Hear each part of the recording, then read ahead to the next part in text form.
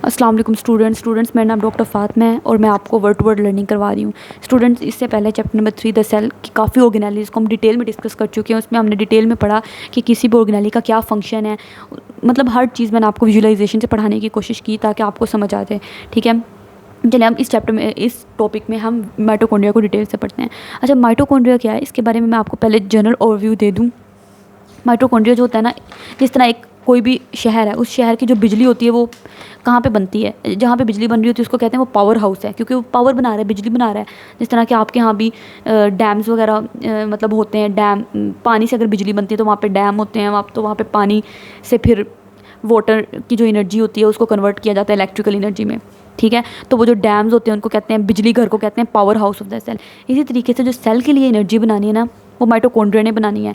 तो इसलिए जो सेल का पावर हाउस है ना, वो माइटोकॉन्ड्रिया है। ठीक है, जिस तरह एक सिटी का, कोई भी शहर का पावर हाउस होता है ना, जो उस शहर के लिए बिजली बना रहा होता है। ठीक है, इसी तरीके से ये जो सेल है ना, सेल की भी एक पूरी दुनिया है, बड़ी खूबसूरत दुनिया है। ओहो, कितना बुरा बन गया है, एक नया बना देते हैं हम। इस तरीके से सेल है। ठीक है, सेल की भी एक पूरी दुनिया, बड़ी खूबसूरत दुनिया है। तो सेल की दुनिया के लिए जो एनर्जी बनानी है ना, वो जो एनर्जी बनाता है, वो उसको जो powerhouse of the cell है, जो सेल के लिए पावर बना रहा है, जो सेल का पावर हाउस है, वो कौन है? माइटोकॉन्ड्रिया। ये सेल का न्यूक्लियस है। माइटोकॉन्ड्रिया ना ऐसा होता है, अभी हम डिटेल से पढ़ते हैं माइटोकॉन्ड्रिया। ठीक है, ऐसे करके माइटोकॉन्ड्रिया होता है। ठीक है, अभी जो माइटोकॉन्ड्रिया होता है ना, इसका क्या फंक्शन होता है मैं आपको थोड़ा सा पहले ओवरव्यू देती हूँ। अच्छा स्टूडेंट्स, देखें, आपने कोई भी खाना वगैरह खाया है तो उस खाने में ऑब्वियसली, फॉर एग्जाम्पल आपने रोटी खाई है। ठीक है, रोटी में क्या था? ग्लूकोज होता है। तो ग्लूकोज, वो आपने खाना खाया, ग्लूकोज आपके ब्लड के अंदर गया। अब आपको पता है ब्लड के अंदर ग्लूकोज मौजूद है। ठीक है, अब आपके ये सेल है, इस सेल को भी तो ब्लड सप्लाई चाहिए ना, तो इस सेल के पास ब्लड आ रहा है, सपोज कर लो। ठीक है, अब उस ब्लड के अंदर, इस ब्लड को हम रेड कलर से बनाते हैं। ठीक है, ये सेल के पास आ रहा है ब्लड, इस ब्लड के अंदर वो ग्लूकोज मौजूद है। ठीक, प्लस आपने सांस लिया। जब आपने सांस लिया तो सांस लेने से आपने जो अपने अंदर की कार्बन डाइऑक्साइड थी वो बाहर निकाली और ऑक्सीजन आप अंदर लेके गए, तो ऑक्सीजन भी मौजूद है। तो ये ऑक्सीजन और ग्लूकोज, ये दोनों चीज़ें ब्लड के अंदर मौजूद है। तो जब सेल के पास ब्लड आ रहा है, सेल ने क्या किया, उस ब्लड से ग्लूकोज भी ले ली, ऑक्सीजन भी ले ली। अब ये ग्लूकोज जो है ना, सेल के अंदर आ गई। ठीक हो गया, ये सेल का साइटोप्लाज्म है। सेल के साइटोप्लाज्म के अंदर ग्लूकोज आ गई। सेल ने क्या करना है, इस ग्लूकोज मॉलिक्यूल को तोड़ना है। तोड़ के ना इसको एक ऐसे मॉलिक्यूल में कन्वर्ट करना है, एक मॉलिक्यूल में कन्वर्ट करना है। ठीक है, ये हमारे पास बड़ा खूबसूरत सा मॉलिक्यूल है। ठीक है, ये जो मॉलिक्यूल है, इस मॉलिक्यूल को पायरोविक एसिड कहते हैं, लेकिन शायद आपकी बुक में अभी इस चैप्टर में उन्होंने इसके बारे में नहीं बताया, अगले वो चैप्टर्स में शायद वो इसके बारे में बताएं डिटेल से, लेकिन इस मॉलिक्यूल को पायरोविक एसिड कहते हैं। अब जब ये प्रोसेस होता है ना कि ग्लूकोज मॉलिक्यूल को तोड़ा जा रहा है और तोड़ के एक दूसरे मॉलिक्यूल में कन्वर्ट किया जा रहा है, तो इस प्रोसेस में थोड़ी सी एनर्जी रिलीज़ होती है। वो जो एनर्जी रिलीज़ होती है ना, उस एनर्जी को कहते हैं एटीपी। ठीक है, एनर्जी रिलीज़ होती है और उसको एटीपी कहते हैं। ये जो एटीपी है ना, ये सेल की दुनिया में पावर, एनर्जी करेंसी है सेल की। मतलब जिस तरह के आपके यहाँ अगर आपने बाई शॉपिंग वगैरह करने जाना हो तो आप पैसे देते हो, रुपये देते हो। पाकिस्तान में तो रुपये से हम सारी शॉपिंग करते हैं।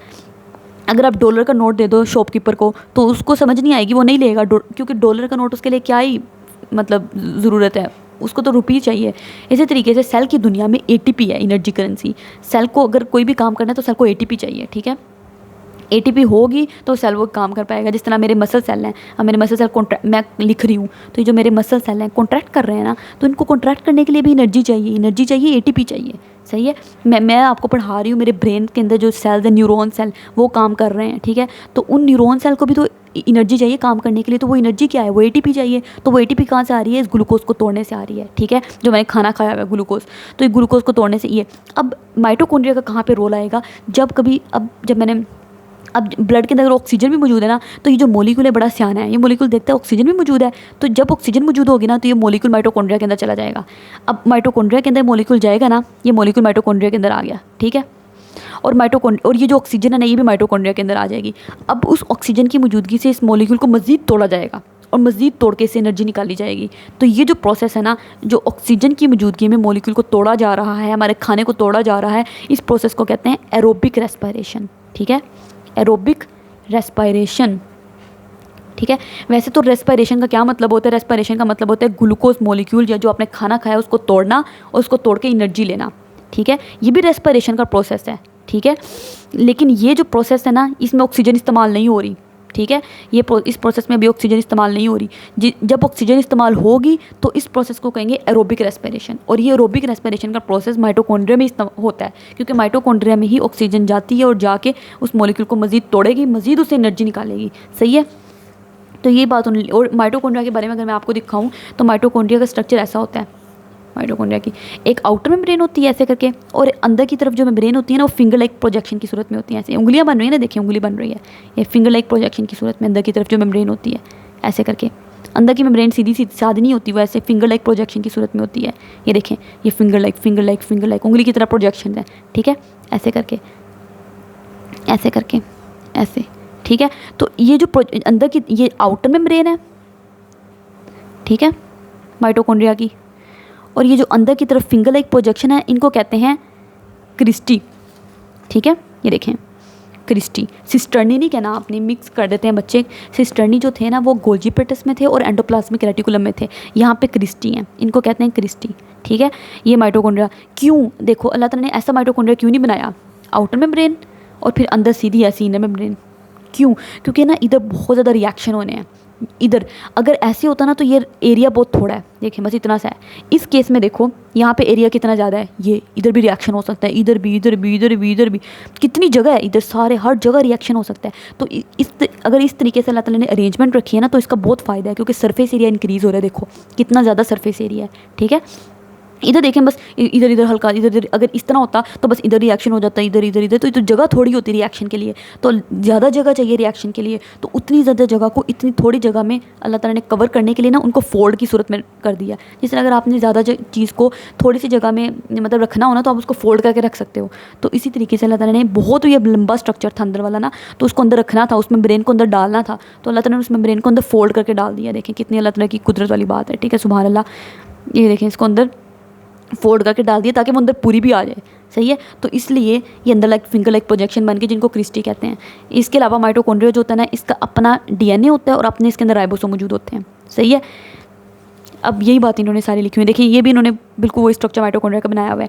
आउटर मेम्ब्रेन और जो अंदर वाली मेम्ब्रेन है वो फिंगर लाइक प्रोजेक्शन की सूरत में देखो हुई है, जिसको हम क्या कह रहे हैं, क्रिस्टी कह रहे हैं जिसको। और अंदर सेल के माइटोकॉन्ड्रिया के अंदर ये वाला जो अंदर होता है ना, इसके अंदर सारा फ्लूइड होता है, जैसा कि मैं आपको यहाँ पे बना के दिखाऊँ। ये सारा अंदर फ्लूइड होता है, ठीक है। फ्लूइड का मतलब लिक्विड मटेरियल होता होगा, ये सारा ऐसा सारा भरा होता है सारा, ठीक है। ये सारा ऐसे करके भरा होता है। इस फ्लूइड को हम कहते हैं मैट्रिक्स, ठीक है।